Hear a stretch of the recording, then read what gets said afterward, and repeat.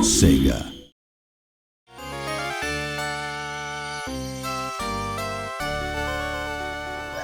When I was thinking about what people remember fondly about the game, at the time I think it was enjoying the thrills and getting the timing right when they played it. I think enjoying the game world and experiencing the fantasy world of Disney were a big part of it too. What they'll see in the 2013 version will be nothing like the old game in some sense, but I'm hoping that players can relive the same emotions when they play it. It's taking something that was very iconic in the 16-bit era and thinking, well, how can we take something that was really special, really worked well, was one of the most iconic games of its time, and actually try and explore that in new ways with the technology. You have to be very mindful of what made the original so successful and why people loved it, and try and bring that forward without it being just, literally a one-for-one remake. There were a lot of unique games at the time in terms of graphics or the general atmosphere of the game. Even among those, this game made an impression that still lasts. And now it's being remade.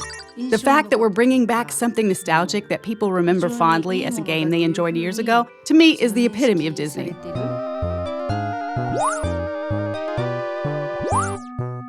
The original game, it just had a lot going for it. I think even the name Castle of Illusion was something cool, straight away Castle of Illusion says, oh, what's that? Oh, what's inside that castle? And then you've got Mickey Mouse, biggest character in the world, so straight away you're like, oh, that's awesome, we're gonna play Mickey Mouse through this Castle of Illusion. And it innovated on all levels, camera, control, platforming, and I think the core gamers absolutely loved it. So that in essence, it's a very simple platformer, but it grabs the magic of Disney, the magic of Mickey. It was my first time making a game, so I came up with ideas I thought might be interesting and things I thought would help flesh out the fantasy world without being hesitant about how difficult or unconventional they might be. In that sense, I think that helped us make a unique game. First, the animation was unique in that it used a remarkable number of frames in the animation for its time. We tried to use as many techniques from film animation as we could. Also, we put a lot of energy into the backgrounds for its time, packing in as much as we could given the memory constraints. I think both efforts paid off in terms of the game's graphic quality. A Disney animation is always moving, from beginning to end. At the time we were making our game, if you didn't do something on the controller, nothing would move at all. So we thought, if we want to bring Disney animations to life, we need things moving on the screen all the time. These days you see it in almost all games, but at the time, we were one of the first games where your character would move even when you're not doing anything. The amount of memory or VRAM that we had to work with at the time was really tiny. You need memory to make good, rich animations, but the way VRAM had been used prior to that point wasn't very well suited for animations like that. So we worked with the programmers to rebuild the system from the ground up to let us focus more on the animations. Once we got the animations where we wanted them, we adjusted the character's movements pixel by pixel for a better feel when the player controls him. When we were told to make a Mickey Mouse game, I didn't want to make a game that was just about Mickey being cute. Our focus was on how we could include the Disney World view from their classic movies. So rather than Mickey Mouse alone, we drew inspiration from the various classic movies that Disney's produced.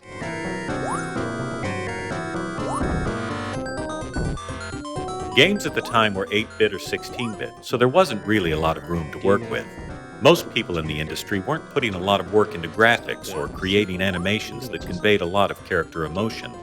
When we watched Disney movies and Mickey, it seemed like such a waste to take the fluid animations and beautiful backgrounds and turn them into pixelated graphics. So I think we put a lot more work into the graphics than any other title at the time.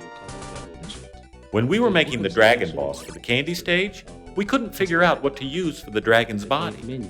Someone from Sega's US office sent us some licorice as a suggestion. Most of the team hated it, but I couldn't stop eating it.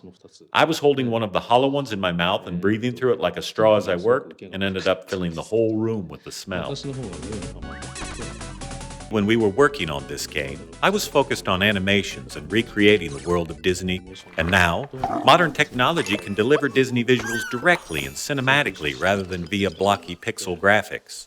The new game will be able to recreate the world of Disney movies on a level that we weren't able to reach. The world the game creates, and the game itself as well, will be that much closer to the world you see in the movies. People will be able to enjoy that as they play. The original game had this, and it's there in the remake as well. the essence of Disney, a positive world of dreams, peace, and imagination. It's the epitome of Disney, and I hope everyone enjoys that in the new game, too.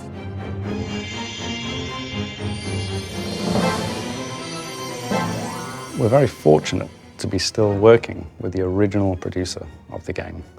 I don't think many other studios have ever had that opportunity. Sega actually approached us about this a number of times, so I've seen prototypes and ideas from other developers as well.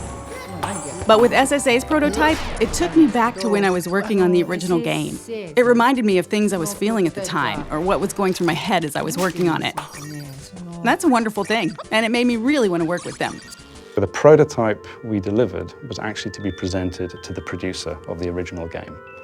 There is nothing like that as a goal to motivate a team and then to fly a lot of that team over to Japan and present live. I myself was quite nervous. I've heard that the producer was very tough, very talented. She did the original game. We were there in the meeting, everything was quiet. She walks in, everybody's very nervous. It went phenomenally well. She was happy, she was laughing, she enjoyed what we did to Mickey. For us to change the mechanics, we have to be very cautious.